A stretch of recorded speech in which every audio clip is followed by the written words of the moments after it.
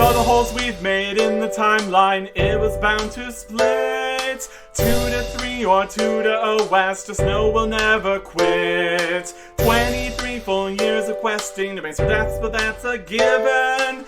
RuneScape 3 Hardcore Ultimate Ironman, questing through 2007. Welcome back to June 4th, 2007.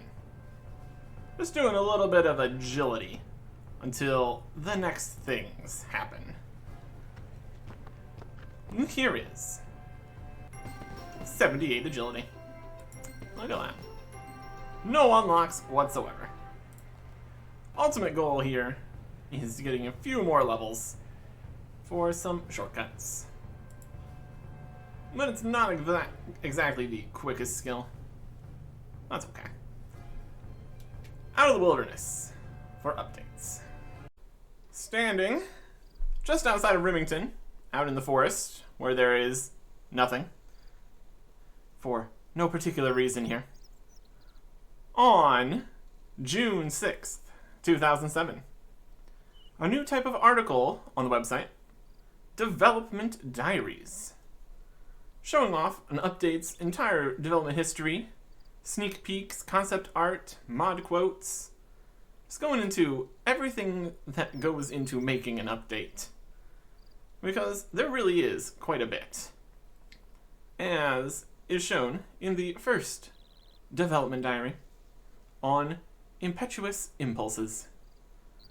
Starting all the way back at the entire idea of what the update's going to be, which was only given the pitch, make a minigame, leading through all the different ideas people have had for making a minigame, changing things to work with different reward spaces, making a prototype, having QA go through it, facing technical challenges, getting engine updates to make things work that wouldn't have been a thing before, getting all the art assets, all the audio, balancing the actual rewards, connecting it to other pieces of content in the game, testing everything, making sure it's actually fun to play and reasonable, getting everything ready for the website, like the update post and all the game guide editions, and then translation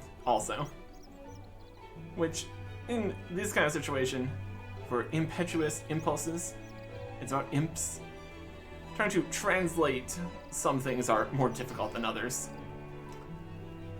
In here we got all kinds of concept art and mod quotes about the update. All sorts of interesting bits of information. And in total, it took 5 months to make this minigame. That is a reasonable amount of time. For entire skills and large quests can be much longer. But even relatively simple things take time to think about what they're making and then actually have the content be developed. So, very cool. I'm gonna get more looks behind the scenes here to what updates all entail. Nice to see. I won't wait long for the update, because on June 11th, 2007, it comes out along with a whole bunch of other things. June continues to be the month of many, many small things. Bug fixes, small changes, and we're just getting started. But first, the Player's Gallery. We got a dragon, demon, the combat triangle, and even made it easier to search through the older galleries, since there is getting to be quite a few of those now. In the content side of things, ham clothing can now be stored in the costume room, so if we wanted to go get a set of that, we could put that in there. Might be helpful for future quests for that. Also for getting clue scrolls much, much later. Ham stuff, can put it in. We can also see if you have your max kudos at the museum. Well, that's just the number showing that it is, in fact, out of the 153. No questioning if you've gotten everything. We should have everything at this point, since we've pretty much done everything up to this point that would give any kudos anyways. You can no longer recharge noted amulets of glory in the hero's fountain. It's gotta be the actual item. The magic does not work on pieces of paper. Unfortunate. But you can auto-collect compost from the compost bins, as long as you have more buckets, which is more convenient. For whatever reason, Ice Barrage, the highest level ice spell for the ancient magics, didn't use combination runes. So if you had like a mud rune or something and you want to use the water rune for Ice Barrage, now that works. Not something that would really come up too often, as combination runes are kind of awkward to deal with, and usually quite expensive compared to just regular elemental runes. But in certain situations, you might have multiple spells you're trying to cast. They can be helpful. Wound up toy mice can now be dropped on free-to-play worlds, which doesn't sound like something that really needs to happen, but it was kind of a problem for if you've got your inventory or bank space overflowing in free-to-play, because you can't really store members' things or trade them or anything.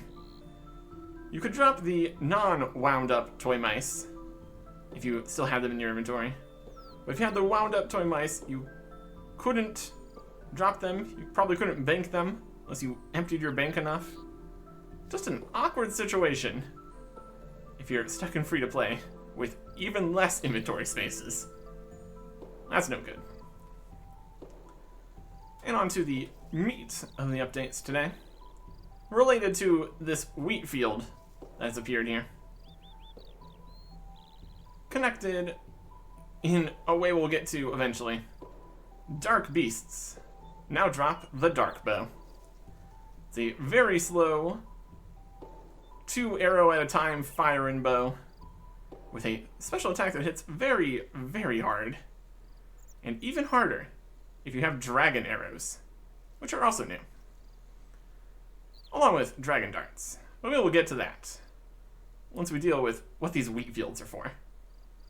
A new wheat field here in Remington, also one in Yanil, near Doric's house at the Cook's Guild, all to facilitate entering Puro Puro for impetuous impulses, the thing that the whole development diary was about.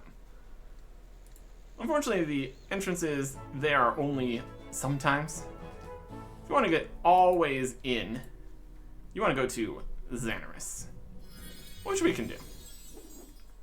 I've also put the spined armor away, just to weigh less, because we're going to do a fair bit of running here.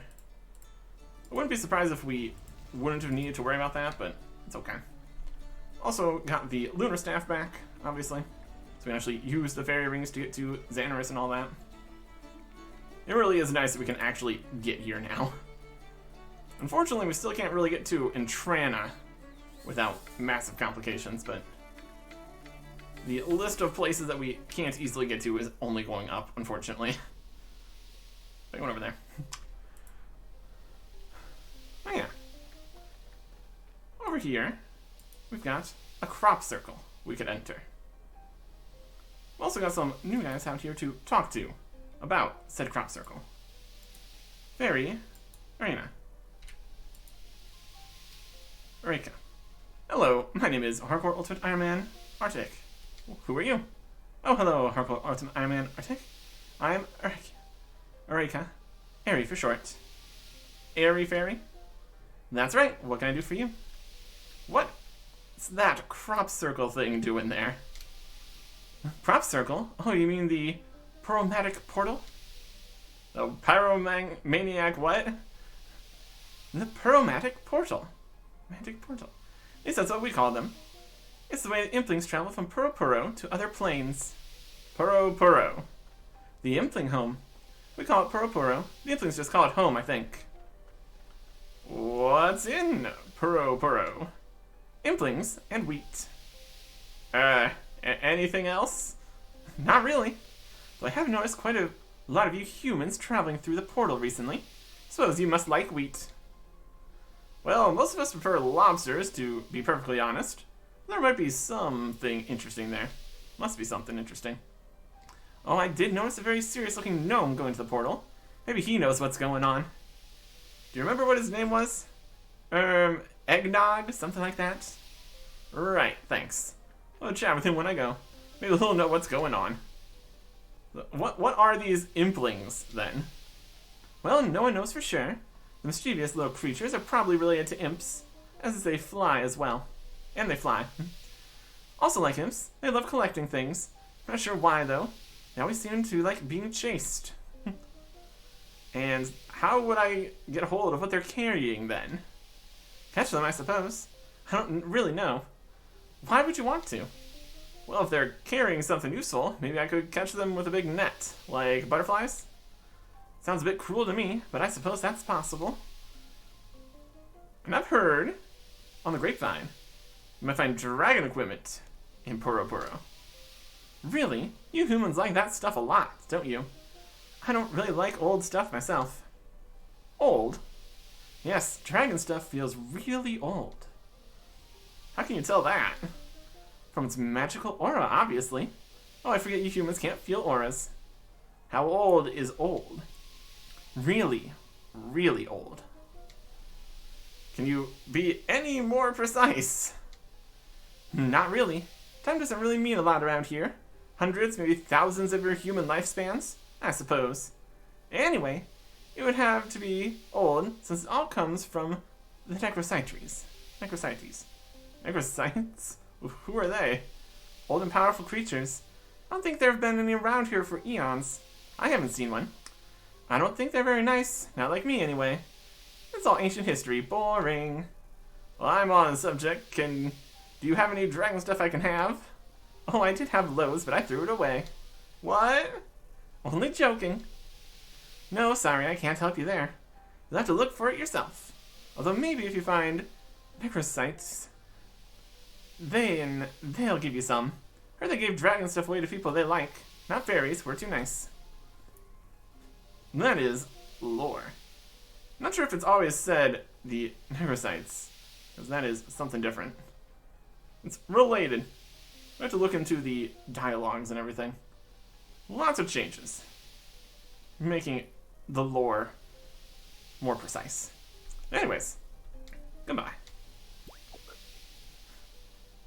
And now frogs are talking to us because we're in Xanarus. We also get Wandering Impling. This is an Impling. Are they here? Are they there? Are they elsewhere? Are what where?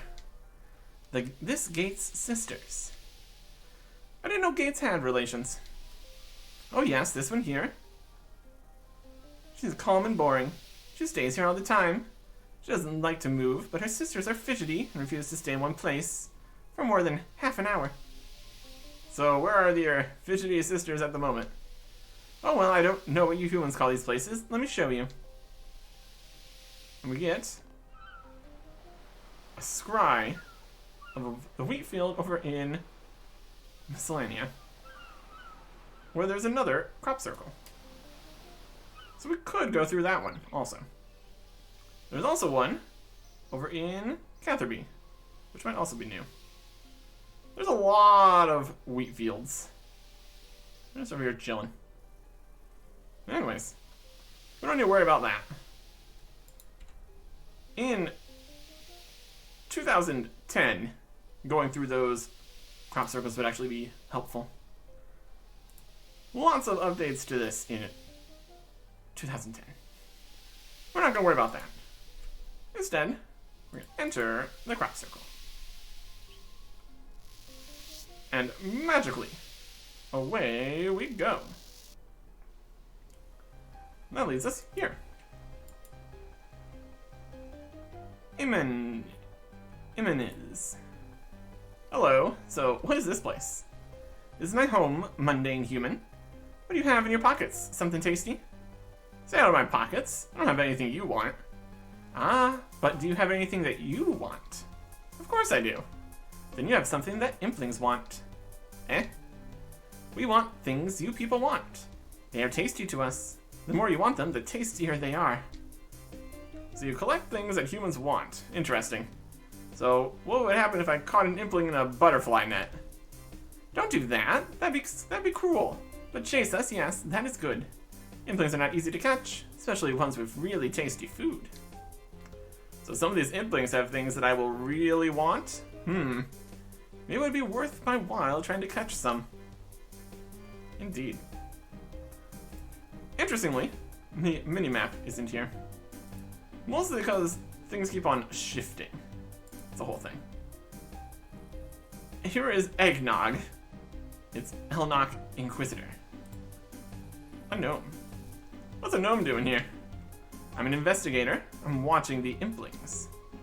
Why would you want to do that? My client has asked me to find out where certain missing items have been going. Who is this client? Not at liberty to discuss that. Investigator-client confidentiality, don't you know? What is this place? The fairies call it Puro Puro. Seems to be the home plane of the Implings. I don't think these creatures have a name for it. As you can see, there isn't a lot else here other than wheat. How did you get here? Same way you did, I suspect. Through a portal in a wheat field. I followed one back. I haven't noticed them do that. That's why I'm investigating, and you're the adventurer. Fair. So what are these Implings? That's a very interesting question. My best guess is that they're relatives to imps, which is why there are imps here as well. Implings do appear to like collecting objects, and as my clients have noted, I have no concept of ownership. However, I do not sense any malicious intent. It is my observation that they collect things that other creatures want, rather than what they want them than they want them themselves. Seems to provide them with sustenance. So they feed off our desire for things? Possibly. Either way, it seems that they almost exclusively collect things that people want. Except their younglings, who I infer haven't learned the best things to collect yet. So the more experienced Implings will have more desirable items. And that's my observation, yes. Can I catch these Implings then? Indeed you may. In fact, I encourage it. You will, however, require some equipment.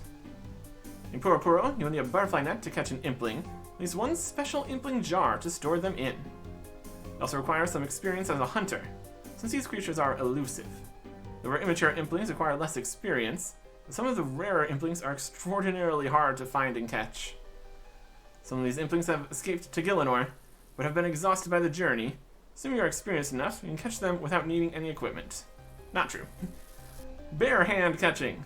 Another thing added later. Once you have caught an Impling in a jar, you can break the jar open to obtain the Impling's object, or you can exchange certain combinations of jars with me. All you will then return the jars to my clients. In exchange, I will provide equipment that helps you hunt Implings and butterflies more effectively. But beware, imps in the maze do not like their kind being captured, and will attempt to steal any full jars you have on you, setting the Implings free. Okay. Tell me about these jars. Very special jars. You cannot use any ordinary butterfly jar as a container, as the Implings escape from them with ease. I have however done some investigating and come up with a solution. A butterfly jar is coated with a thin layer of a substance that is noxious to them, and Implings became incapable of escape. What substance is that then? I've tried a few experiments with the help of a friend back home. Turns out that a combination of anchovy oil and flowers, marigolds, rosemary, or nasturtiums will work. How do you make anchovy oil then? I'd grind up some cooked anchovies and pass them through a sieve. Where do I make these jars? Well, I believe there's a chemist in Remington that has a small still you could use. Is there anywhere I can buy these jars? Not yet, unfortunately. Later on, he will sell some jars. But we can also trade him empty jars if we give him full jars. And he gives more empty than the filled ones, so that's a net positive. What about these thieving imps? See them walking around? There's imps out here. Imps and Implings. Imps and Implings appear to be related, and the imps here are quite protective of their smaller relations. If you allow them to get too close, they'll attempt to steal jarred Implings from your pack, if you have them. So set them free, dropping your jars on the floor. So if you're quick, you may be able to catch it again. I have some Impling Deterrent, which I may trade if you provide the right... Which I may trade if you prove you can catch Implings well. Trades for it. So what's this equipment you can provide then? I'm going to give permission by my clients to give 3 pieces of equipment to able hunters. First, I have some Imp Deterrent. Bring me 3 baby Implings, 2 young Implings, and 1 gourmet Impling, already jarred. I'll give you a vial. Imps don't like the smell, so they'll be less likely to steal jarred Implings from you. Secondly, I have a magical butterfly net. Bring me 3 gourmet Implings, 2 earth Implings, and an essence Impling. Give you a new net. Help you catch both Implings and butterflies. Lastly, I have a magical jar generator. Bring me 3 essence Implings, 2 eclectic Implings, and 1 nature Impling. Give you a jar generator. This object will create either butterfly or Impling jars up to a limited number of charges, without having to carry a pack full of them. Very good. And later you can also store things. Do you have any spare equipment I can use? Yes, I have some spare equipment for you. First time coming here. There you go. You have everything you need now. Ready to start hunting Implings, then enter the main part of the maze. Just push through the wheat that surrounds the center of the maze and get catching. Thanks, I'll get going. Butterfly jar, butterfly net, and Impling jars. Lovely stuff. So, we just need to push through the magical wheat. With our strength level, we can push through pretty effectively. Later on in the update, if you go through the other world portals, you'll be able to push through even quicker. There's a zombie Impling. That's not real. Let's start catching some Implings. Try to go in order here. Just to go through all of the drop tables here. Because there's a lot of different Implings. And a lot of different rewards. First up, baby Implings. Like they said, the youngest ones here do not have the best of loots. We got things like basic tools and anchovies, which is peculiar because they hate anchovies. That's okay. One really annoying thing with the Implings is that they can fly over the wheat, and we cannot. So trying to catch them can be a little awkward.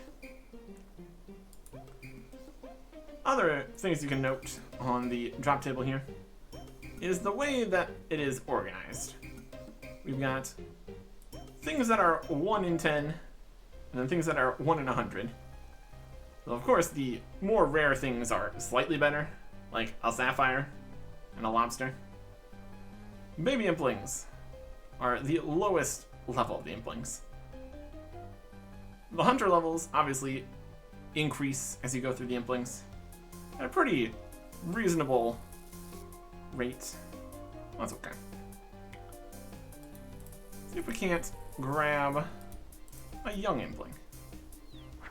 Next type of Impling. A little bit better. Just a little bit. Still not particularly fantastic by any means. Got stuff like a bowstring, studded chaps, oak planks, and very interestingly here, in the rarer category, the yew longbow. A way to go and do Temple of Ikov without getting such a high fletching level. But we did not have that luxury. That's okay. Overall, still mostly things we aren't really worried about. Mostly just catching these lowest level ones here to turn in for our reward. Although we don't have a huge number of extra jars here, so that's going to get slightly awkward. That's okay. So we can't find what we're looking for here. They're all flying around constantly. It's definitely something. We need one more young. There's one flying. Also, with our higher hunter level, we catch more often, which is nice. Let's see if we can find the next kind. There's one. Hard part is pushing through the wheat. And then immediately runs off in a different direction. They're very quick, these guys. Which is part of the problem. Trying to chase them down. Especially when you don't have the go through the wheat faster from later. Definitely does not help. He's going back that way, because of course he is. Yeah, you can get a lot of this flying around and around. Running back and forth. Trying to catch stuff. You can also use the intermittent holes to move more quickly. That's something. Should probably grab one more Impling here. So we can trade it in. Here's a gourmet. Grab that. Woo. He tried to steal our Implings, but he stopped him. With our 99 thieving, we shouldn't get caught by the Imp Defenders too often. Those are the other skills that help here. Thieving helps you to not get stolen from. Strength helps you push through the wheat. And Hunter lets you catch the actual Implings. Let's go for the exchange here. No, that is the storage, which doesn't exist. We want trade. Here's the things we can get. We get the Imp Repellent, which will help the imps not catch us even more. Is this necessary with 99 Hunter? Or 99 Thieving? Possibly not. But a good failsafe. Really do not want them catching the better Implings away from us. So we will grab that. Down here. And then we need to trade the last bonus Impling here for jars. Because we need more jars. Clearly. Let's catch some more of the lowest level Implings here. Because they're the most common and the easiest to catch. So we can trade in for more jars and stuff. Like this gourmet here. Gourmet's drop table is food, unsurprisingly. Some not very good food, and some reasonably good food. Up to like sharks, and some stacks of things, which is nice. But we can get our own sharks easily enough. And especially at a 1 in 100 of actually getting the good foods, really not super worthwhile, honestly. That's okay. Nothing here we couldn't just get ourselves. Something like a chef's delight, fish pie, garden pie. Interesting stuff. We're still very, very early on here. So, actual good stuff comes from the higher level Implings. Now we need to start working on getting the next improvement here.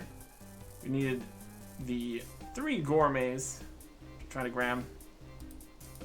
And then also the next 2. And this will help quite a bit.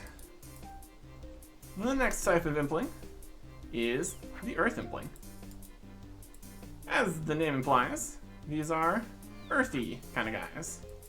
They drop a lot of earth stuff, which is mostly a bunch of ores and bars and things, which have all been replaced.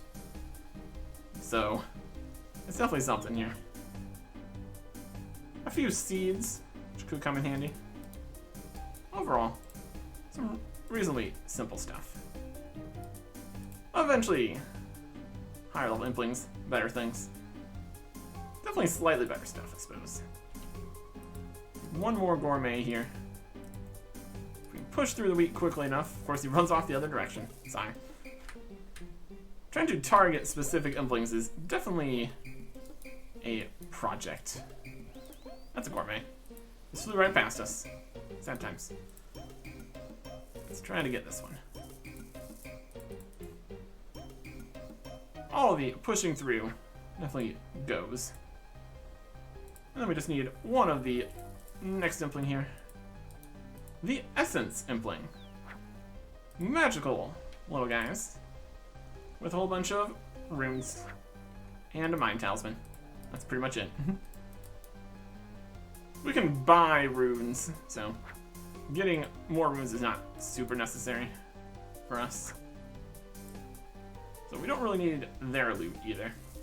Also has some pure essence noted, which is nice.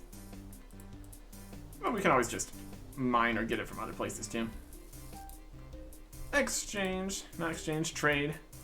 We're exchanging. This is called Unox Exchange, but it's on the trade interface. Turn in this batch of these guys for a magic butterfly net, which is far superior. And trade in the other ones for more jars. So she's doing business with you, indeed. The magic butterfly net is like the butterfly net, except it is green. Oh boy. And it is better at catching implings and also catching butterflies. So that's something. Last thing we need to get here requires 3 essence and then higher level guys. Let's run around trying to get those. Whenever we end up needing more jars, we can always just catch the lowest level implings. And here is an eclectic impling. Next on the list. They've got all sorts of different stuff. Very eclectic tastes. Got things like oak planks, a few pieces of gear like blue dragonhide and red d'hide chaps, which are pretty good. Better than things you would get elsewhere, at least. New ways to get various equipment, if we didn't already have better options. Now we're looking for an eclectic. There's one. Grab you. If we get through the week fast enough. There you go. And then we just need the next level. This is where things start getting complicated. We need what is now in the rare implings section, which does make things more difficult. Running around looking for specialer guys, since they're also small and flying all over the place.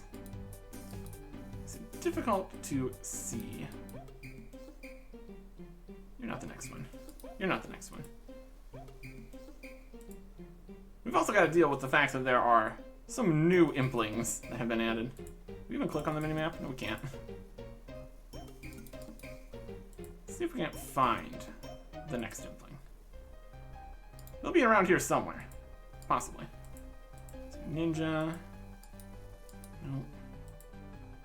Trying to do everything in order here. Is it necessary to do so? No. Thematically, it makes more sense, though. That's okay. I saw one flying around earlier.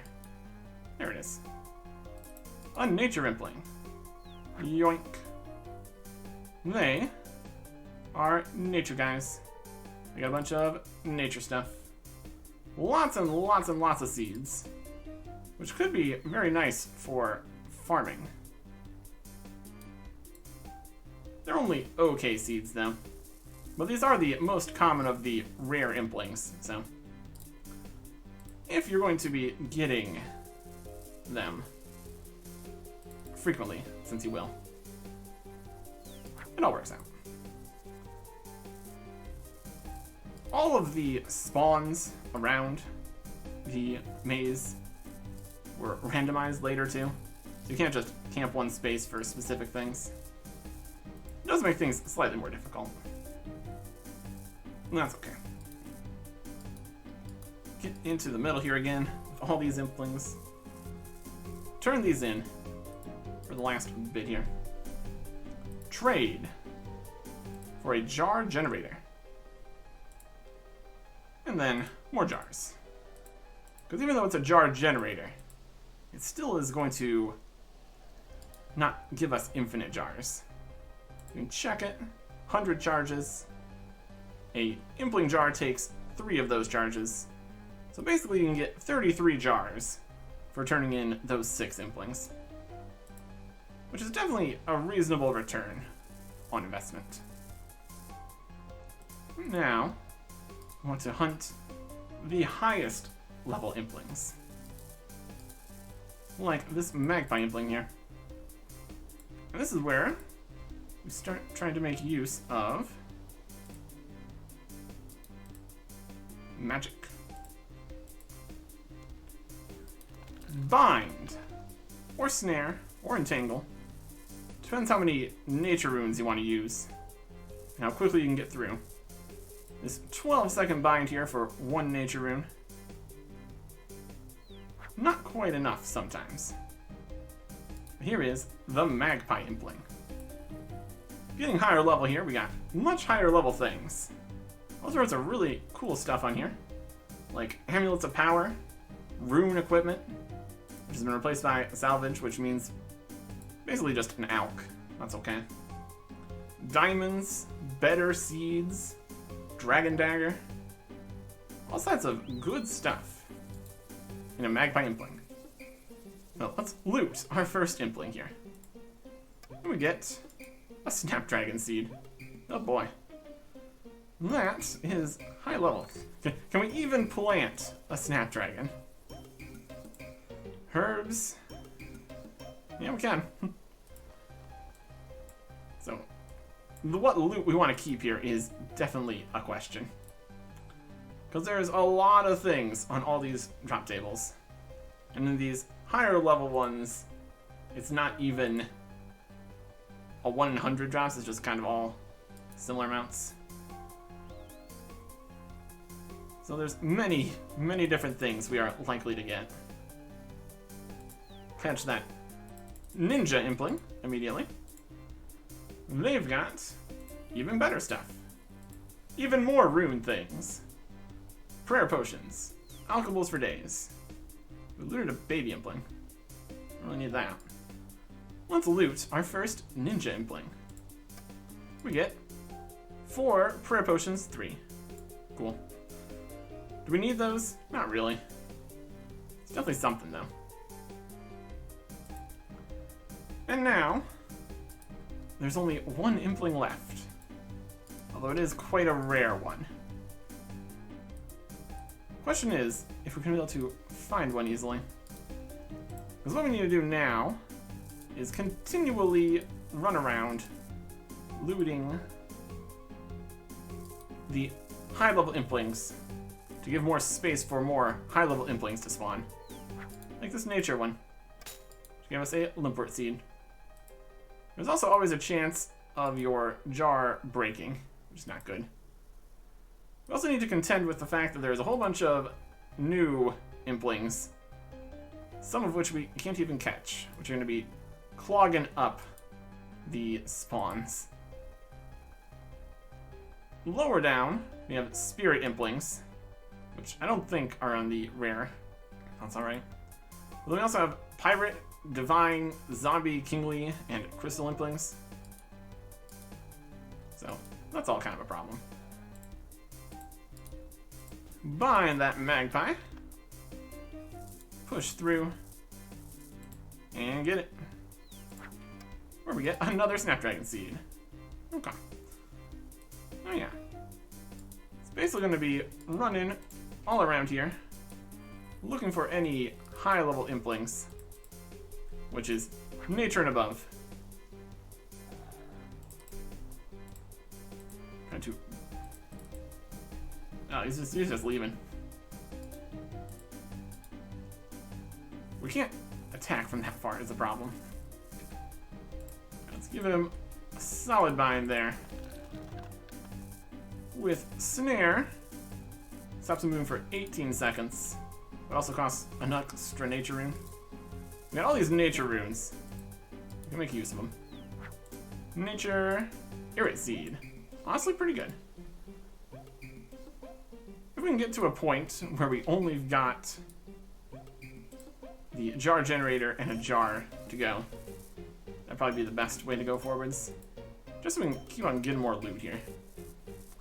Or we could just drop most of it. That's also an option. Snare that ninja. He's moved through the second one, so we need to go through another wheat. It's basically a lot of this.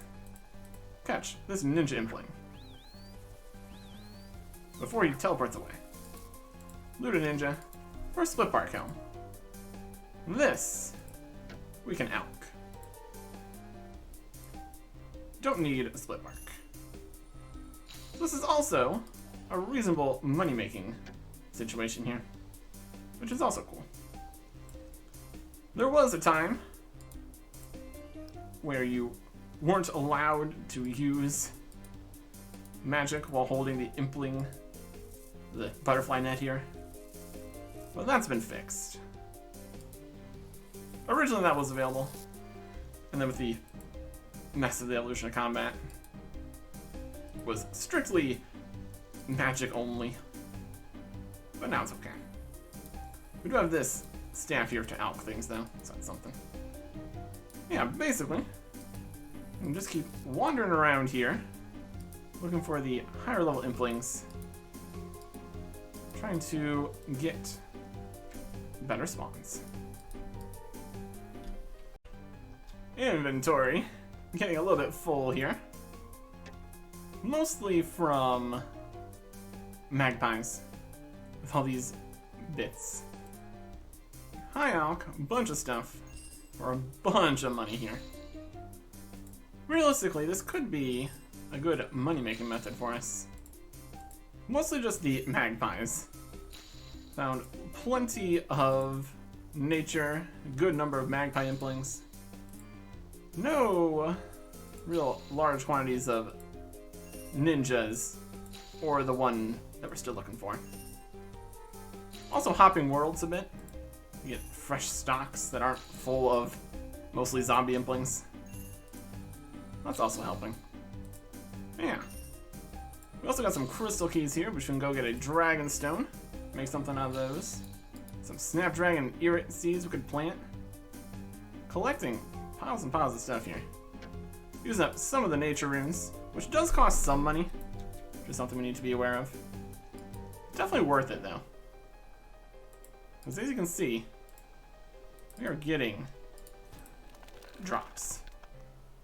It's definitely more attention focused than some other money-making methods could be. Still pretty good. Still plenty of things we drop too. It's also something.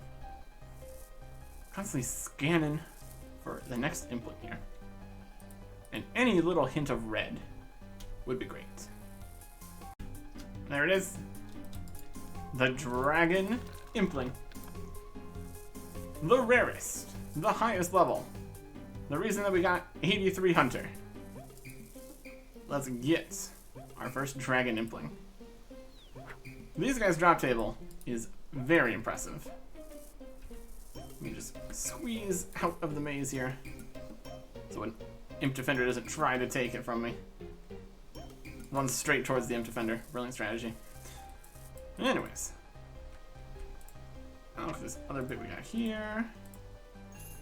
The Dragon Impling drop table.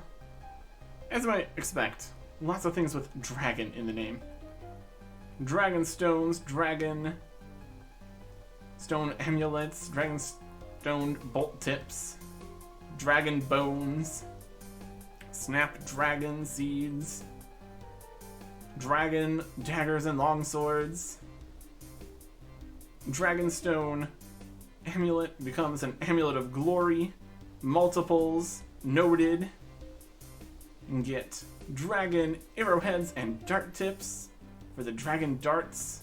New. All these. Dragon arrows. New. And also magic seeds. Onyx bolts. Nah, not onyx bolts. The other ones. I think the ninja had the onyx bolts, but only like 2. Put onyx bolts on the rune. Get dragonstone bolts. But yeah, lots of interesting stuff here that we could get. And a way to easily get a glory back. Although to be fair, we did get a crystal key from magpies, getting the halves from them, which we could just go turn into get a dragonstone. And then we could boost to Make a Glory for that, so that's another way to do that. Worth 379,000 coins with all the cool stuff it could have. Open it up. Dragon arrows.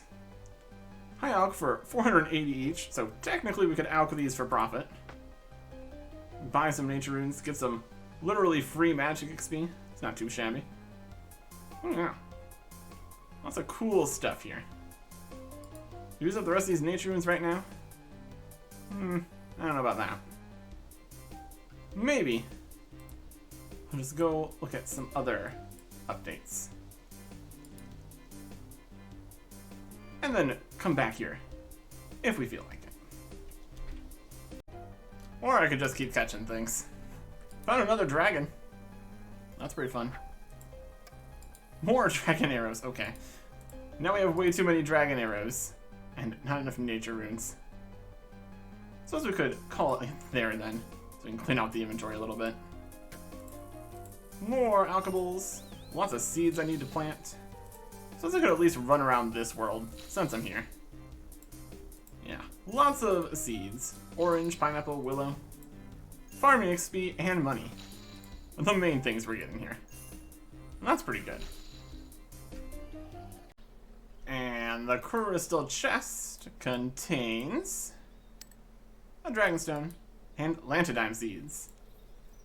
I don't think those are supposed to be in here. And I can't plant them anyways, so that's fine. Trying to make some potions while I plant more herb seeds. It's definitely a process here. Hi, alching the last of the dragon arrows, which we couldn't fire even if we wanted to, since we don't have a dark bow.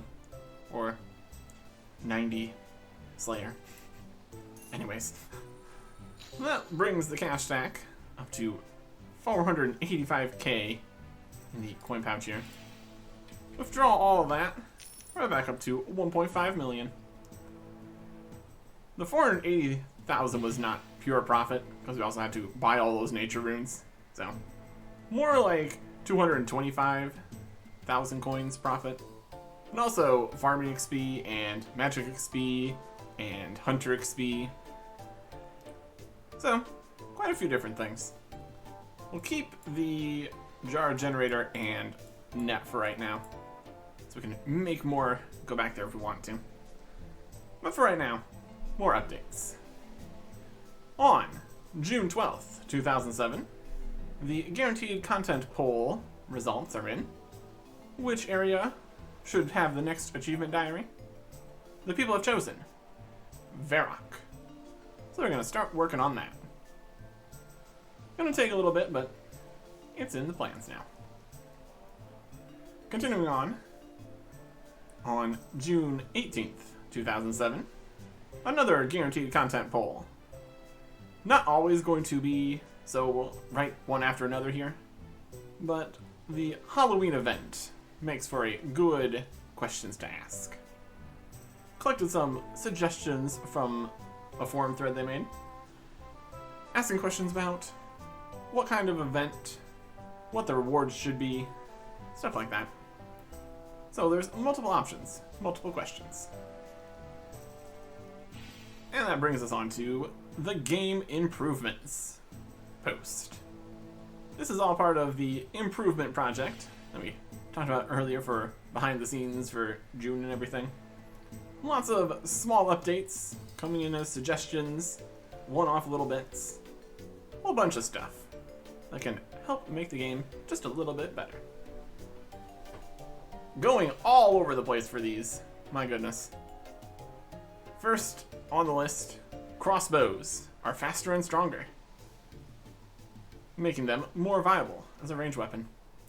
You can also trade the mithril grapple in all stages of production, so not having a rope on it doesn't mean you can't trade it anymore. And onyx bolt tips are cheaper from the Star Shop, making it slightly more realistic to make onyx bolts. Still not really, but you could. Combat style selections when casting magic spells and other things. now persists over logout, so you don't have to constantly be looking to make sure you're still casting a spell or have your weapon on the correct style. Well, that's nice. Graphical update for Cyclops. One in the Arduin Zoo. Probably the ones up in the Warriors Guild. Lots of graphical updates. Lots of different things. The reason we came over here to Lunar Isle is to do with Bird's Eye Jack here. You can now bank with Bird's Eye Jack or the bank booth here without the seal of passage, assuming you've completed Dream Mentor. Not that we have any reason to do that, obviously. But makes it much more convenient. If you find yourself on Lunar Isle and you don't have the seal of passage, it's just in your bank, now you can actually get it out to talk to everybody else still. But it is still required for everybody else. Which means we can't, because we don't have it in the bank. Because we don't have anything in the bank. So yeah. You can now get your slime buckets from the Ectofuntus filled automatically, as long as you keep having buckets. Quick bank at the Major Arena Bank NPC. Quick sale to Entrana. Lots of right-click options to go quickly to places.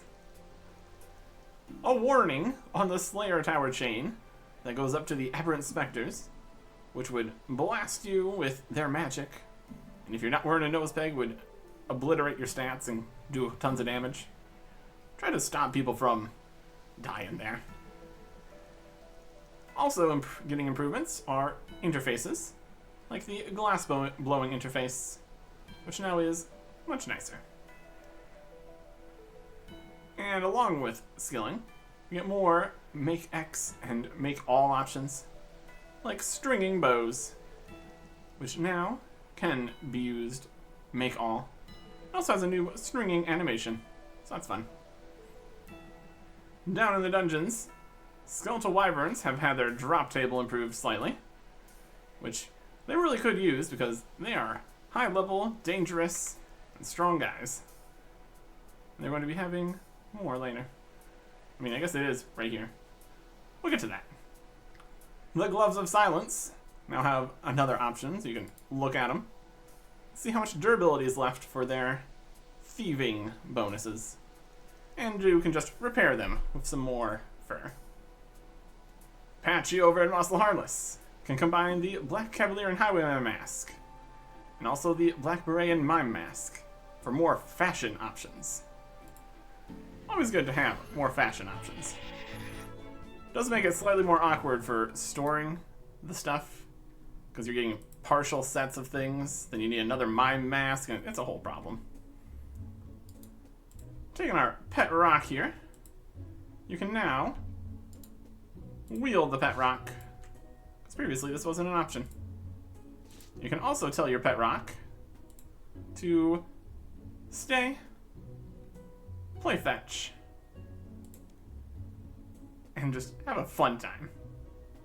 Fetch a stick rock? Of course you do. I just found a stick somewhere. The rock doesn't fetch very well. He does his best. Previously you only had the other interacts here. Tell him to stay. Be a good rock. Stay. Good boy. Good rock. Put that back in the basket here. Brilliant stuff. Hair will no longer clip through the infinity hat. Clipping is always such a problem. The wizard boots were moved from the level 1 treasure chest to the level 2, since they actually come from medium clues, so they were in the wrong place. In the heraldry department here in the house, the rune helm with the Varrock colors was slightly changed, because they're kind of too similar to gilded. Back over with Implings, you can now open them around Catherby, because for whatever reason that wasn't an option. And the dungeon under the volcano here, including Elvarg's lair, has been graphically reworked. And also, all the way up to actual Corandor here too. Look on this rope. Where it is now much more burnt, as you might expect from the whole Elvarg roasted the island lore. Related to dragons, there's a new drop from some of them. The Draconic Visage. 1 in 10,000 from iron, steel, black dragons, and skeletal wyverns. 1 in 5,000 from the King Black Dragon. Put this on your anti-dragon shield to make a Dragonfire shield. The new strongest shield by quite a bit. This takes 90 smithing, where you can pay Oziach, 75 defense requirement. Wield it while being blasted by Dragonfire to make the shield stronger. And then you can dish out that Dragonfire back at an enemy with the Dragonfire shield special attack. Very fancy. 1 in thousands drop. Very, very rare. Pretty wild. And unfortunately, like a lot of things, the defense doesn't end up really mattering in a lot of situations, because defenders already exist and give attack bonus for more accuracy. And also most of the strength bonus that the Dragonfire shield gives. It does give more, but only a little bit. Tanking. Not really a thing. Anyways. Continuing on. On June 21st, 2007. The next development diary. This time by the graphics team. All about the NPC improvement project, which has been going on for quite a while here, upgrading the graphics of all the different monsters and animals and stuff. Previously, there was a 500 polygon limit on NPCs, but now they've been able to up that to 2,500 for more complicated and larger things, mostly. Which gives them more room to make things look a little bit better. And also, better animation tools, which are also highlighted in the development diary. Make things move around slightly less clunkily. And also helps to be able to tie into all the new pieces they can put onto NPCs, making them more complicated and moving around better. All sorts of cool stuff. As expected with the development diary, lots of images and some videos even. Things moving. Kind of hard to show movement without video. So yeah. On June 26th, 2007. Postbag from the Hedge, number 20. Featuring answers from Duradel, the Demon Butler, Azanadra, and the various random events. Also on the website, a wallpaper of Waterbirth Island. The guaranteed content poll for Halloween has completed. It's going to be taking place in the Grim Reaper's house. You're going to get his hood and a zombie hand emote. We'll show those off when Halloween actually happens. And it is still June, so it's going to be a little bit. That gives them time to actually make the stuff.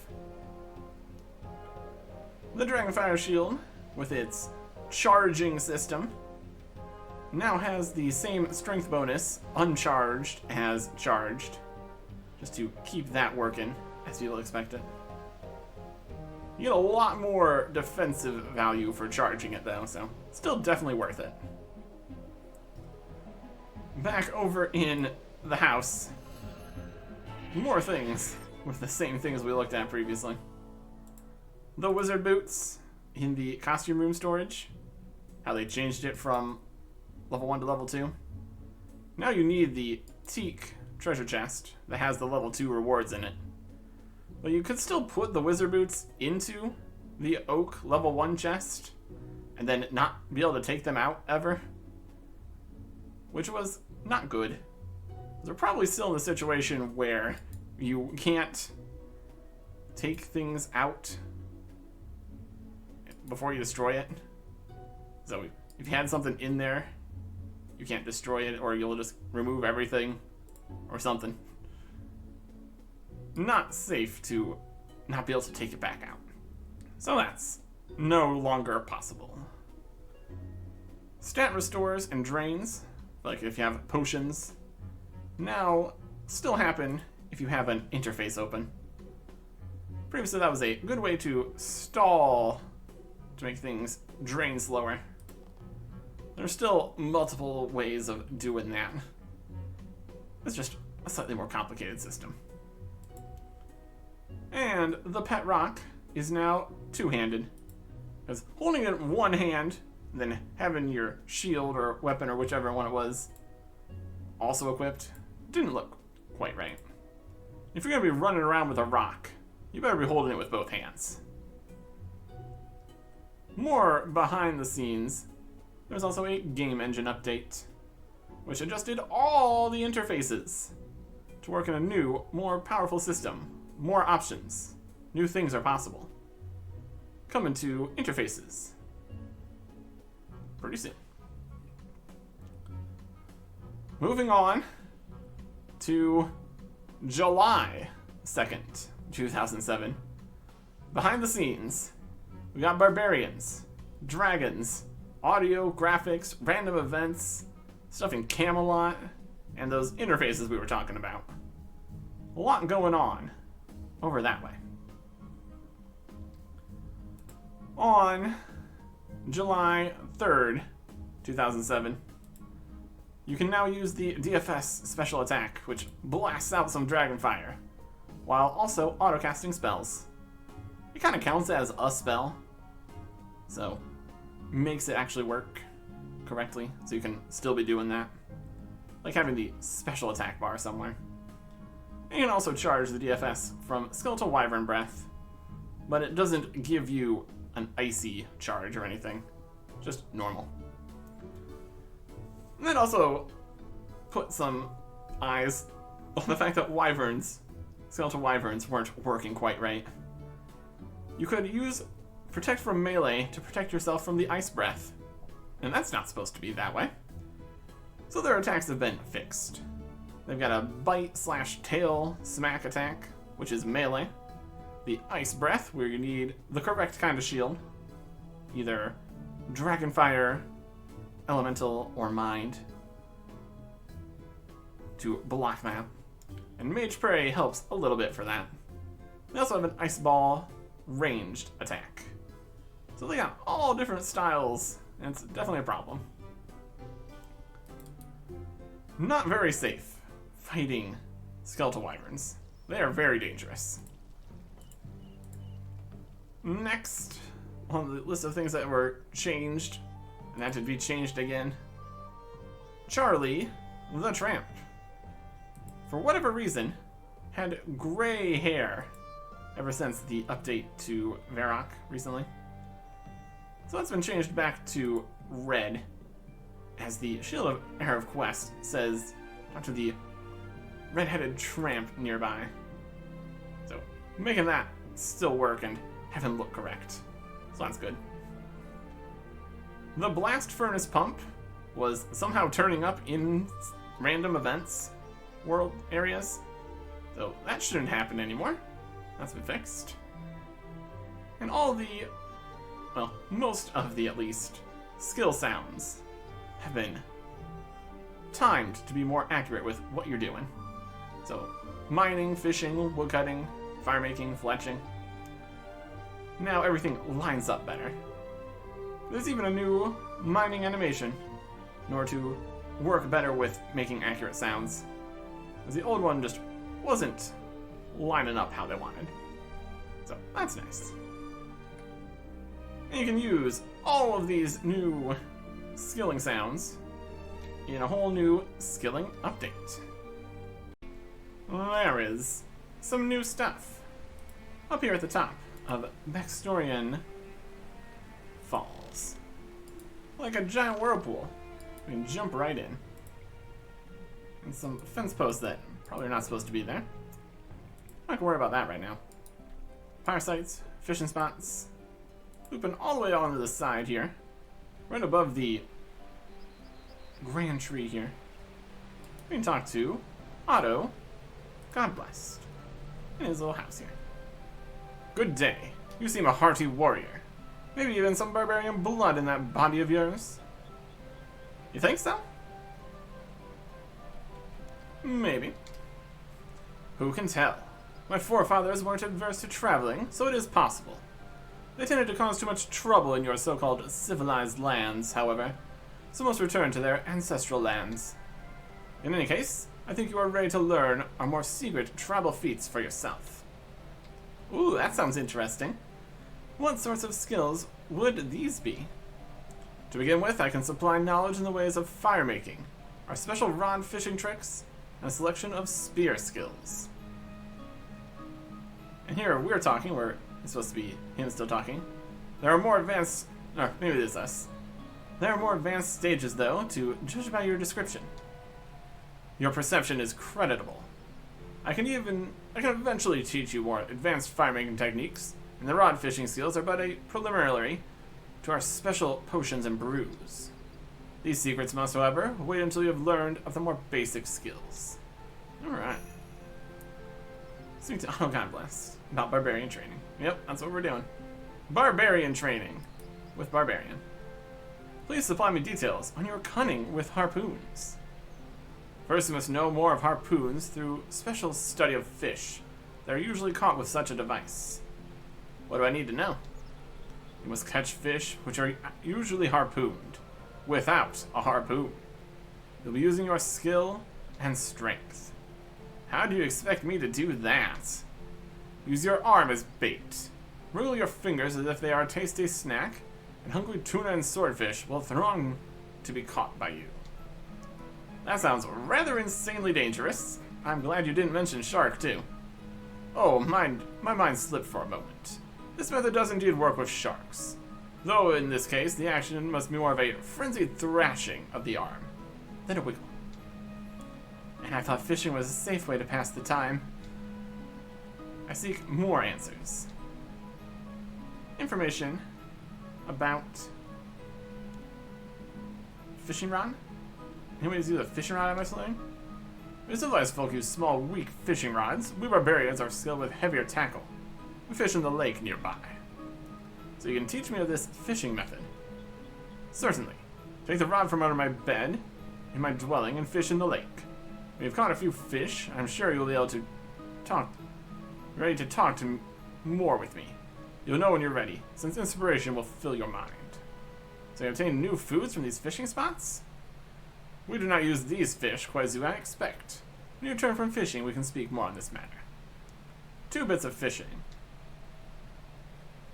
Changing fishing style is definitely a thing here. You know, learn more about fish where I can do that. Learn about barbarian fishing in order to use this feature. More answers. My mind is ready for your fire-making wisdom. Please instruct me. First point in your progression is that of lighting fires without a tinderbox. That sounds pretty useful. Tell me more. For this process, you'll require a strung bow. You use the bow to quickly rotate pieces of wood against one another. As you rub, the wood becomes hot, eventually springing into flame. No more secret details? The spirits will aid you. The power they supply will guide your hands. Go and benefit from the guidance upon an oaken log. And that is where we can start here. Harpoons, rods, and bow of fire making. Search the barbarian bed for a barbarian rod. Barbarian this, barbarian that. Start doing some stuff. Use a short bow on an oak log. And we magically light it. You have learned more of barbarian ways. Otto might wish to talk to you more. Also use our barbarian rod here at the rod fishing spot. either feathers or bait here. Catch a leaping salmon. You have learned more barbarian ways. I want to speak to you more. I suppose we might as well finish everything that we started with. Go do some harpoon fishing. A lot of the stuff you can actually just get done right there with the barbarian training area. But harpoon fishing is not there.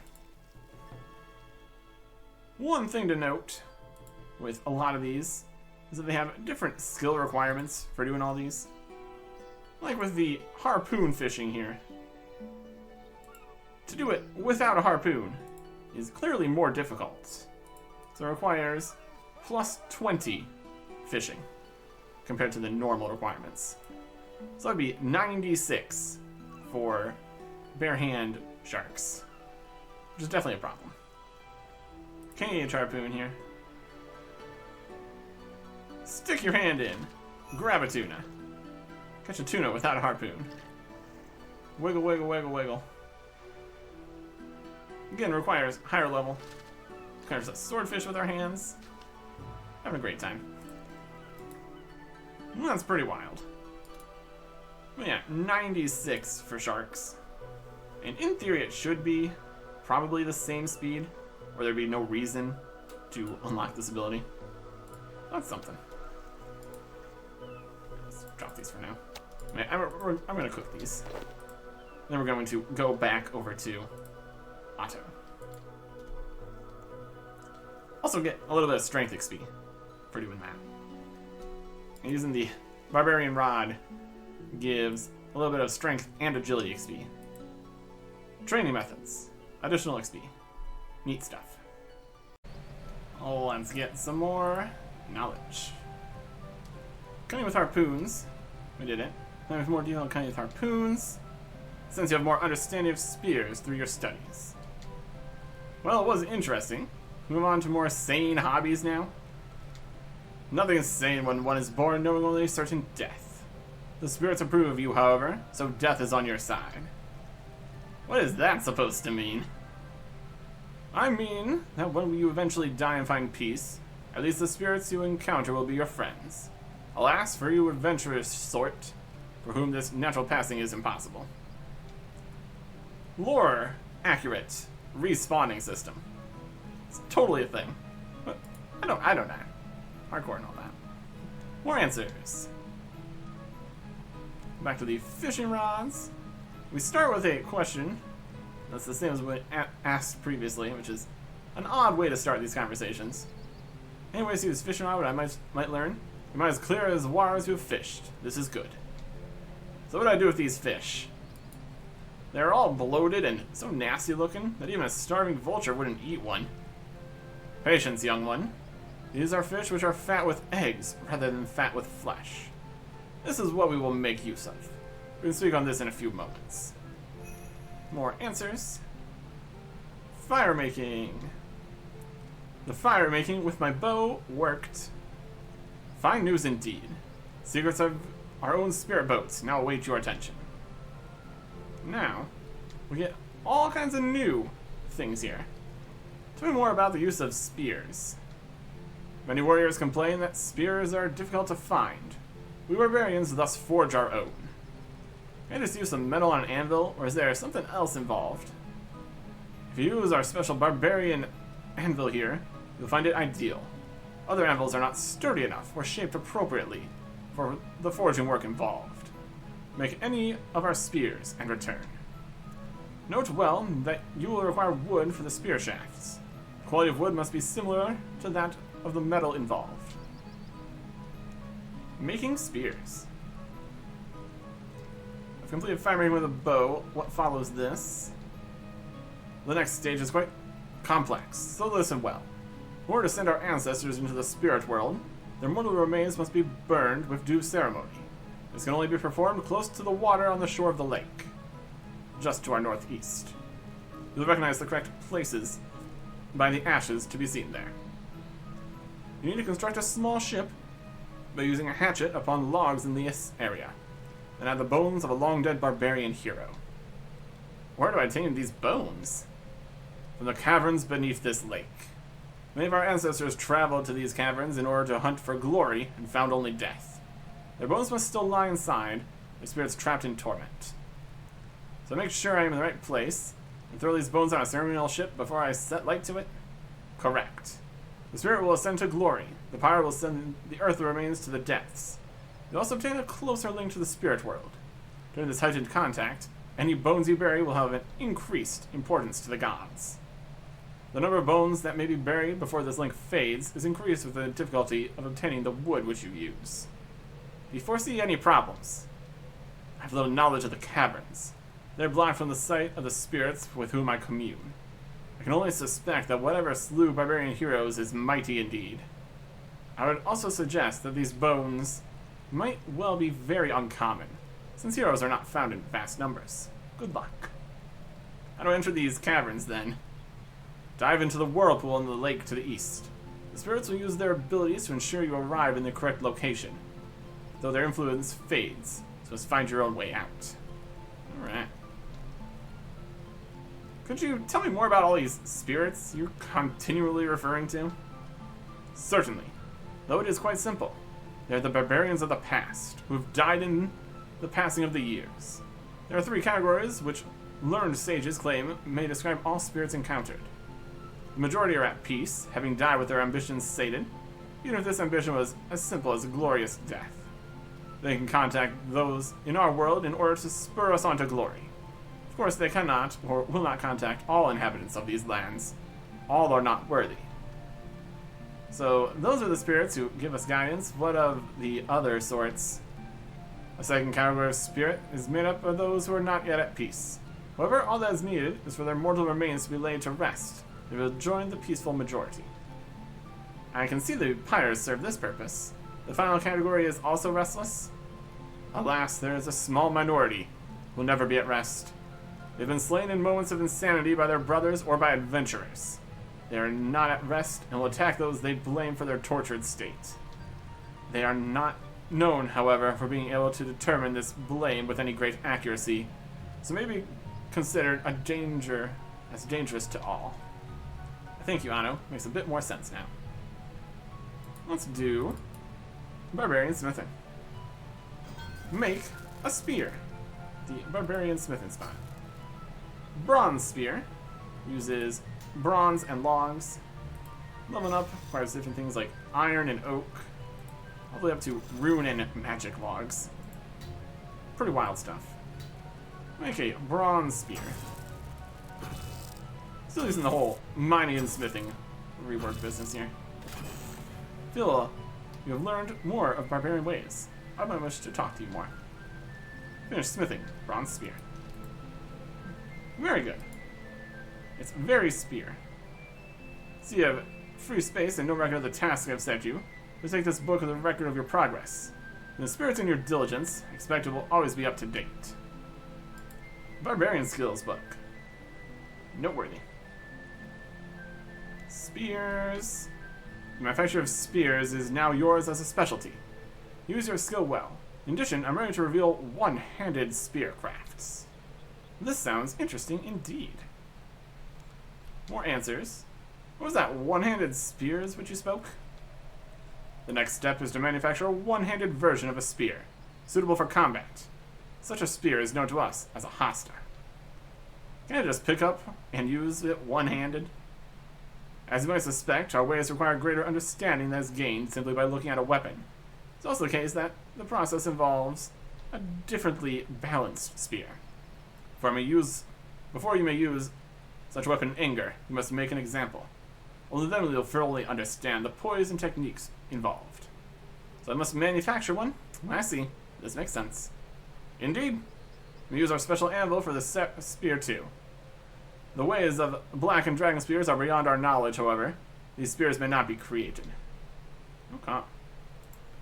Create a new spear. A bronze hasta. And there you go. It's like a spear, but one-handed. We've learned more barbarian ways. I might want to talk to us more. Bronze hasta. Lovely stuff. So you have free space and no way to record any information you may recover from the caverns. Please take this book as a record of your researches. In the spirits and your diligence, I expect it will always be up to date. My notes. Why might I need such a thing? I already have a book of notes. Those who have previously entered the cavern have not all returned. Some of them seemed intent upon research and discovery as much as loot and daring deeds. It would be a shame if you were to recover any of their notes and be unable to record them handily. I hope the new book will give you space for such discoveries. Okay. Hostas. So you've constructed your hosta and are approaching readiness.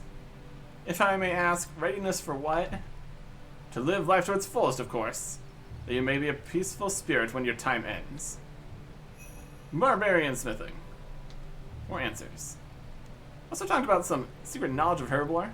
What was that? Secret of a herblore is linked to the fish in the lake nearby. Fish some of the fish from the lake. What do I do with them, though? If you use your knife upon them, several new fishy items will be procured. Fish parts can be used as bait. The roe or caviar is more useful for us. Do I cook it? Certainly not. Mixing these ingredients with 2-dose potions is what should be performed. This results in a nutritious slop, perfect for healing as well as imparting the effect of the potion. Roe can only be used for some of the more easily combined mixes, while caviar may be used in any of the mixes of which I'm aware. What if I only have a 4-dose potions? You'll discover that you're able to decant a 4-dose potion to an empty vial, thus giving you 2 potions of 2 doses. This will aid you in the process. Guess you just want me to go away and make one of these potions? Am I that predictable? In this case, I in fact require a potion for my own stocks. Bring me a lesser attack potion combined with fish roe. Okay. And we can do that. We got this fish here. Drop a few tuna so we have space for all the bits. Knife on a leaping salmon. Got it. Fish roe. Use the roe on a 2-dose potion, requiring herblores levels for all these. Learn more barbarian ways. I don't want to talk to you more. Take my tuna back. This requires herblore to make all the different potions now with mix form. So now whenever we unlock those are now a thing. Only 2 doses, but also has small amount of healing. So it's kind of like having a potion and a piece of food all in one at the same time. Usually really, really not worth having. Well, that's okay.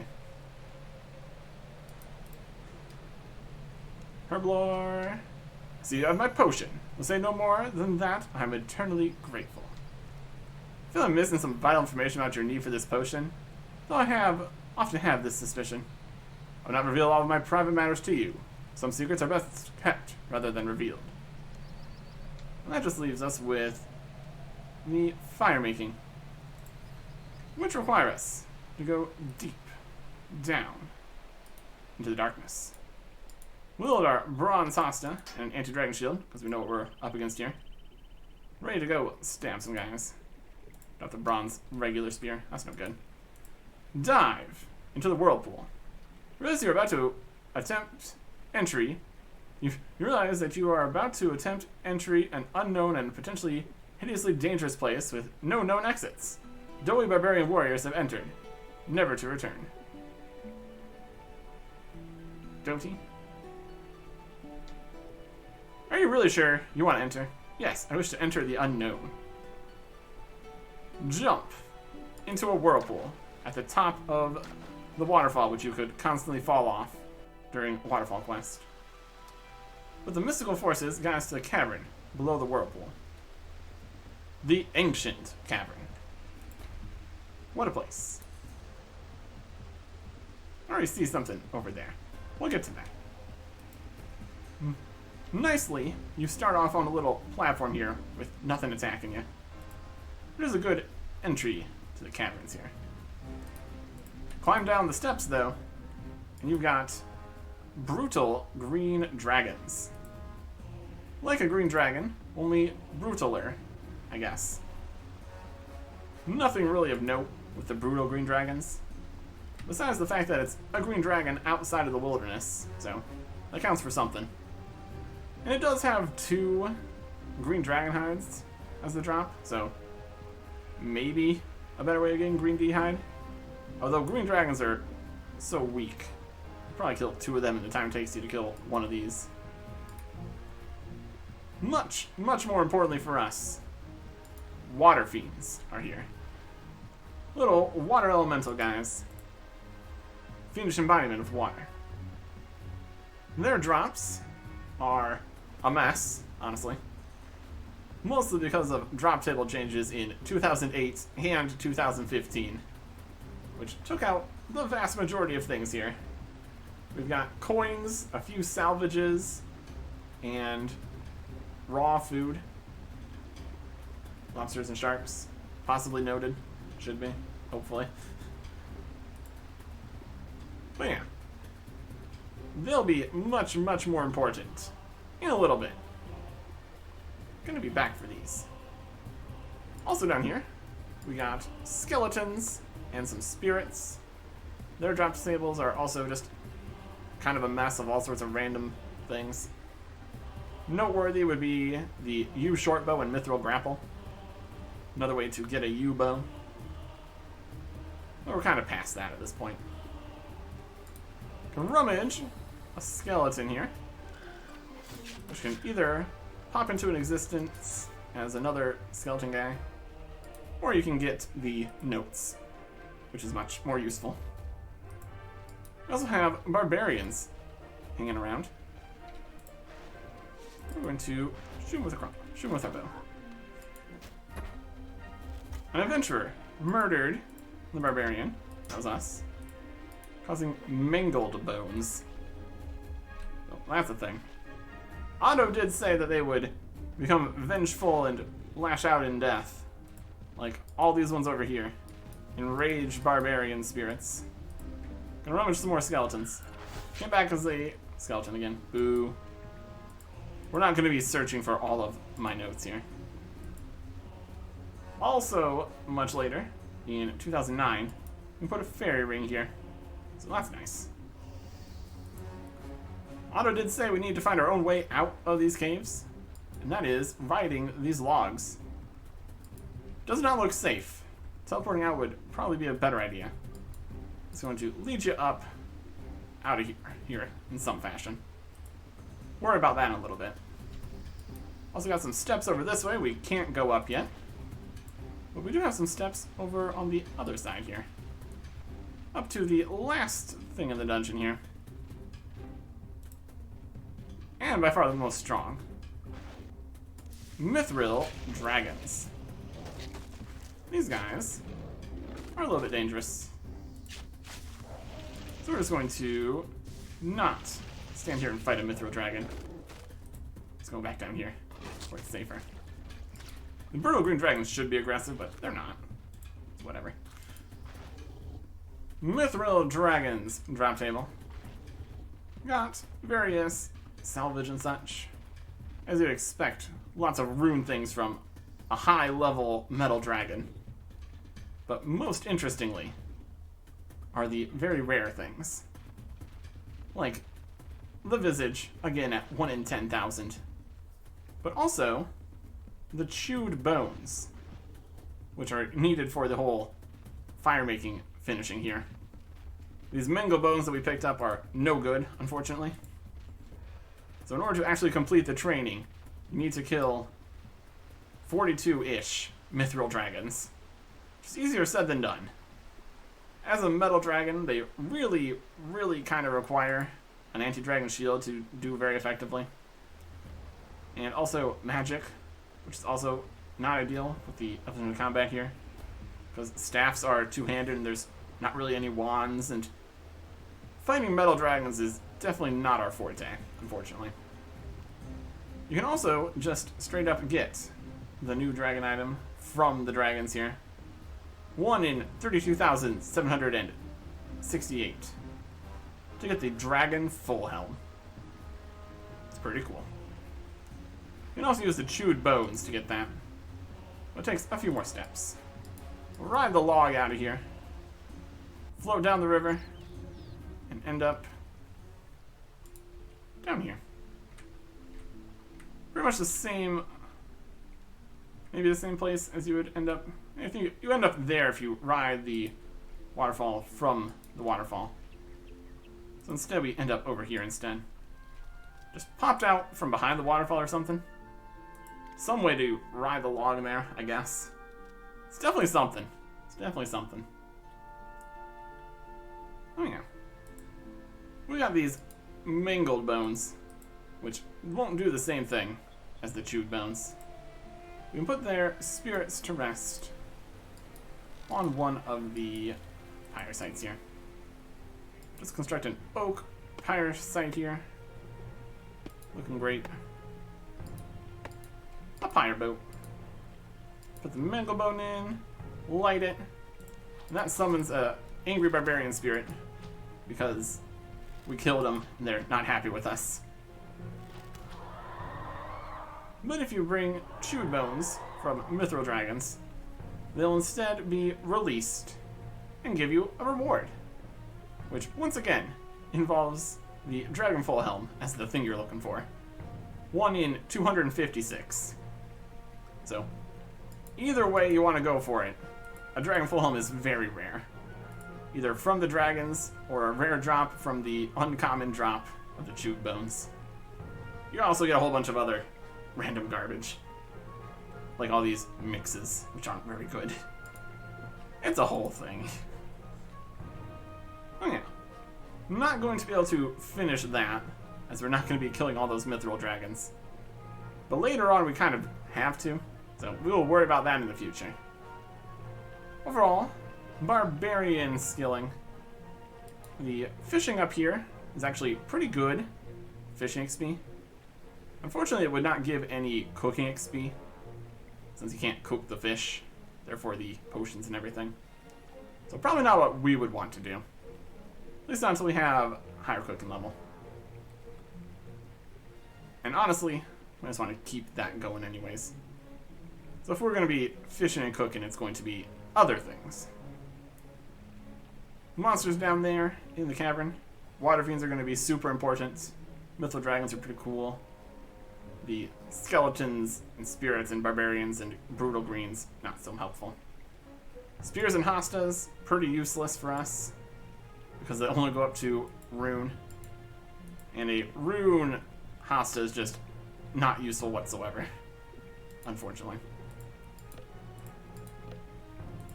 And the potions are just not good. Fire making with a bow kind of doesn't matter, since we'd have to have a bow with us. And we typically do not have a bow with us. Crystal bow doesn't work because it doesn't have a string, because it's a magical bow. Don't need to learn anything more. Don't have any more notes to get. So those are all fine. So yeah. Bare hand harpoon fishing does have some benefits. But we don't have the fishing level to get the sharks, so that doesn't solve that for us. Lots of interesting stuff that might have some uses. Anyways, back on to more updates still, because things just keep on happening. On July 9th, 2007, the next Players Gallery. All sorts of arts and stuff. Always a fun time. In-game, the bank interface had a graphical bug fixed. You were dragging things around in the bank. They would sometimes disappear behind the interface, which isn't very helpful. The Rock Golem random event threw a boulder at you, and you would protect from melee. So they changed it to protect from ranged, which makes more sense. Mithril dragons now have the Metal Dragon Fire Breath attack, which blasts through protect from magic more effectively, making them even more dangerous to deal with. Another update in the player-owned house. We now get the scaling rooms system. You start with 20 max rooms, then at 50 you start getting more rooms that you can build. Up to a max of 30 rooms at level 99. Now that we're going to be putting more than 20 rooms in here, that'd be a lot. Items kept on death interface. Possibly one of the things they needed for the interface update in order to make work. Because you get a lot of different information about what you're going to lose in various situations. If you're in PvP, maybe be an option. If you're not in a safe zone, it'll show you more things. Keep, lost, always kept. Different systems have come and gone. Like items being saved and the whole death reworks later. Lots of stuff like that too. Changes quite a bit. And the next animals graphical rework. Birds, mostly. Chickens, roosters, undead chickens. Pretty much all the chickens. And then ducks, seagulls, terror birds, chompies, jubblies, and for whatever reason, muggers also got into this list. They are not birds. That's okay.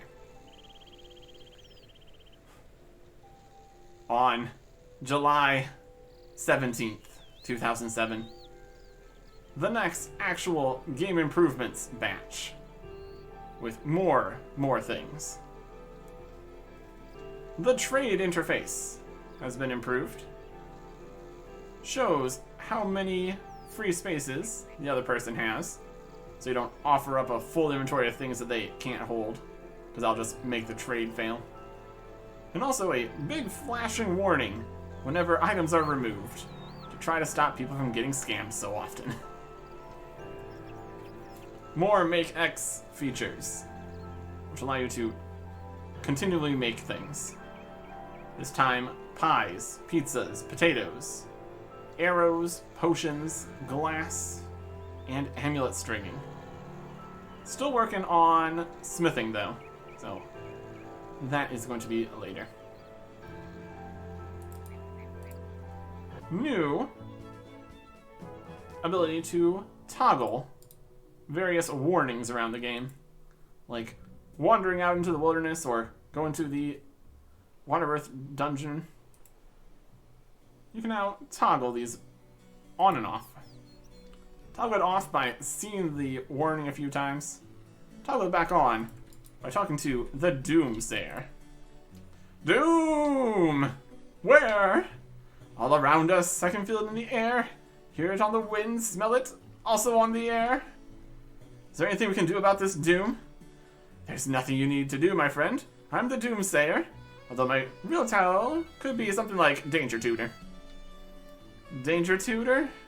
Yes, I roam the world sensing danger. If I find a dangerous area, then I put up warning signs. They'll tell you what is so dangerous about that area. If you see the signs often enough, then you can turn them off. By that time, you'll likely know what the area has in store for you. But if I want to see the warnings again, that's why I'm waiting here. If you want to see the warning messages again, I can turn them back on for you. Do you need to turn on any warnings right now?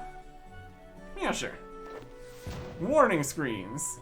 These are now in the whole gameplay settings business here instead. All kinds of warnings. High risk areas, high drop values, bank pins. These are all the different places.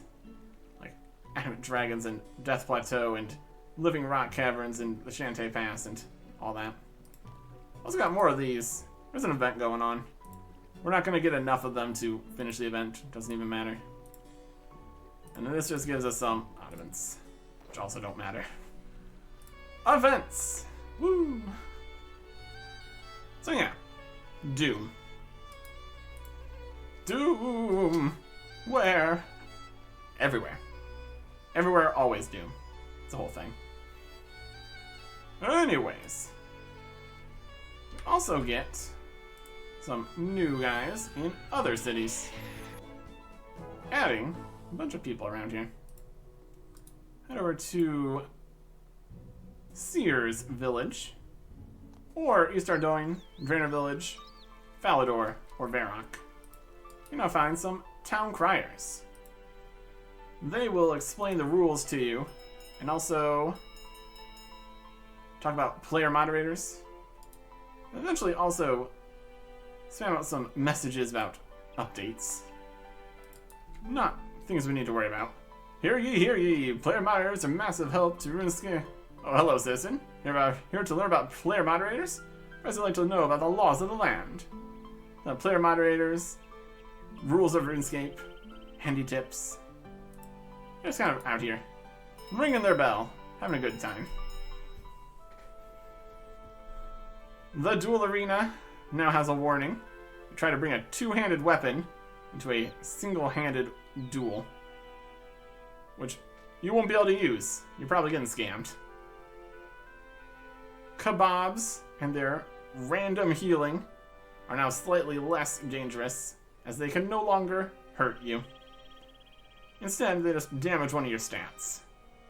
Previously, if you were on very low health and you tried to eat a kebab to heal back up, it would sometimes just kill you, which is hilarious and not really what you want.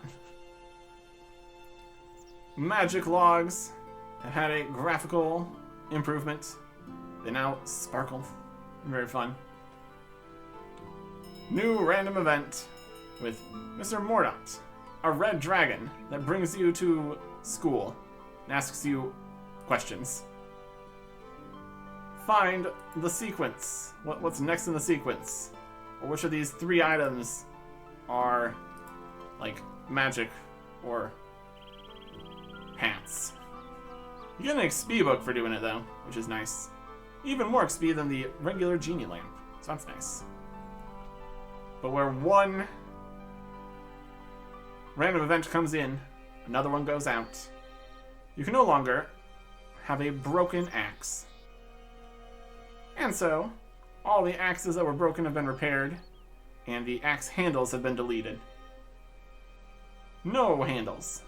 Sad times. Should possibly still be possible with pickaxes though, so if you still want a handle, go for it.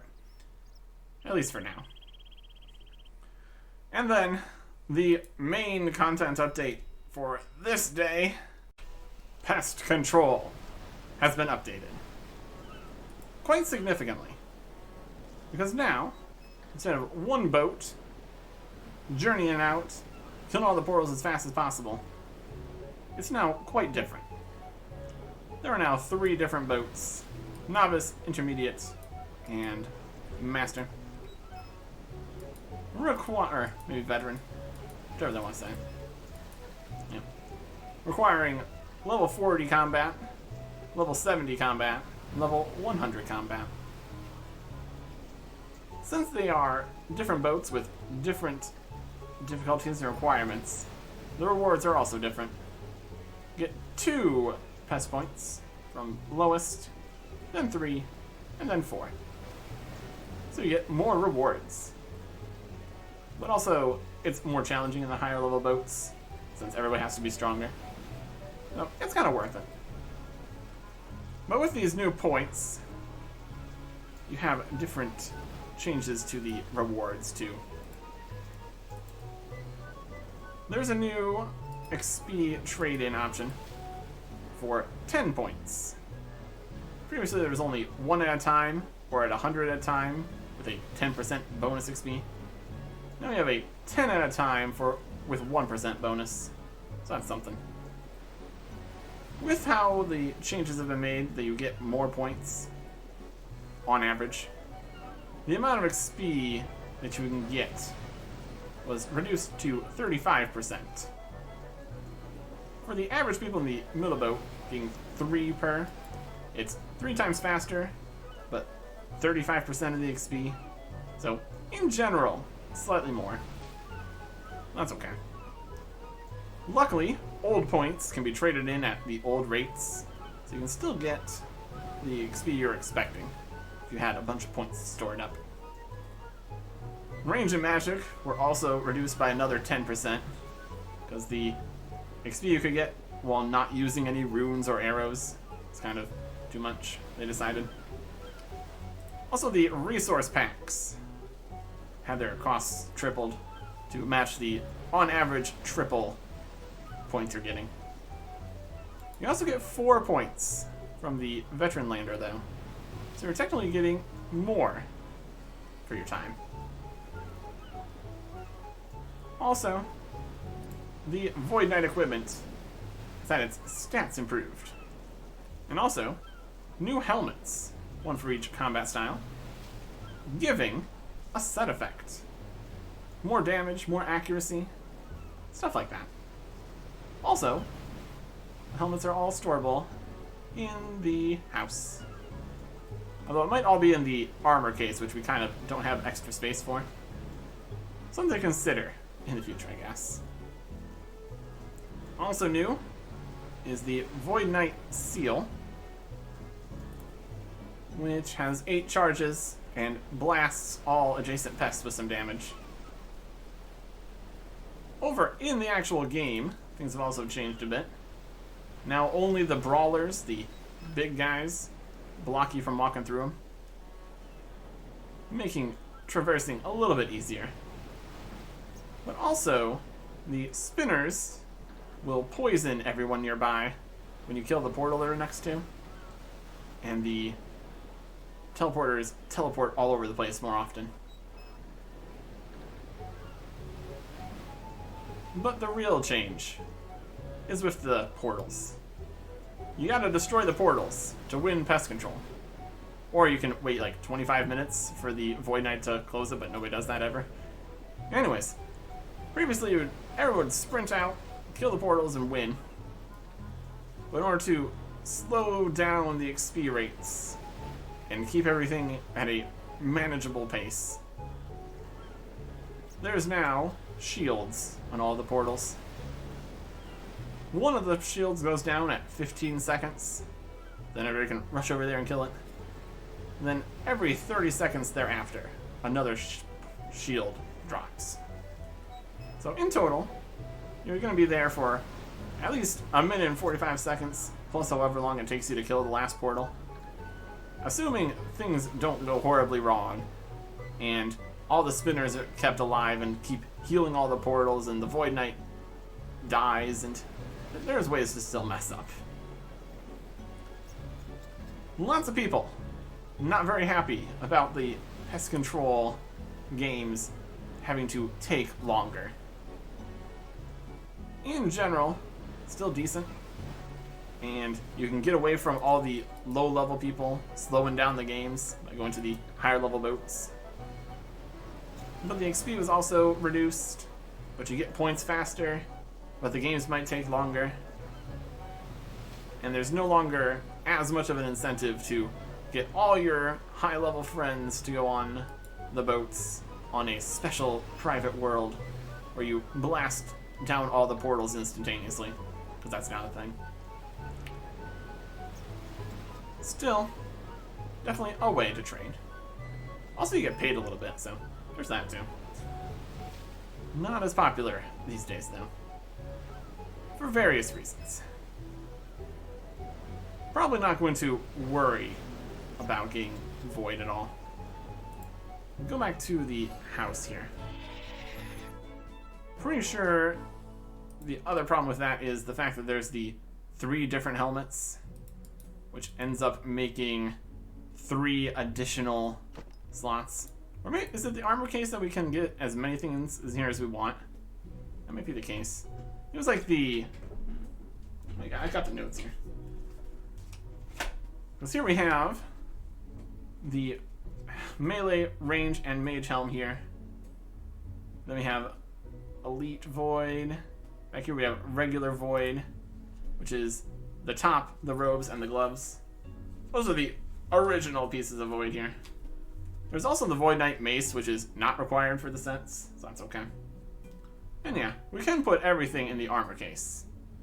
So we could go get full Void and the helmets here. We'd have to potentially see if that is even actually anywhere close to as good as the Rock Shell, Spined, and Lunar, because of all the damage bonuses and all that. technically something we could do. So that's fun. Probably not going to worry about it, though. Probably not going to worry about it. Void is now in hybrid style, so if we were trying to do things where we need multiple combat styles at the same time, having to only switch the helmet and a weapon would be way more convenient. Because we really don't have a set of hybrid armor. So that is one place where that would shine, I suppose. Even if we just put on the regular Void without the helmet, then it doesn't have any bonuses. That's alright. Not something we're going to worry about. Instead, we're going to worry about July 24th, 2007. It has been many, many updates here. This one has a new lores and histories added to the website. The Fall of the Six. The story of the Barrows brothers. Very cool stuff with the Barrows brothers. We could go do Barrows. Get some old 70s stuff. Would be strong. Would be probably pretty slow. But this also gets us to the next quest. Next time. Goodbye.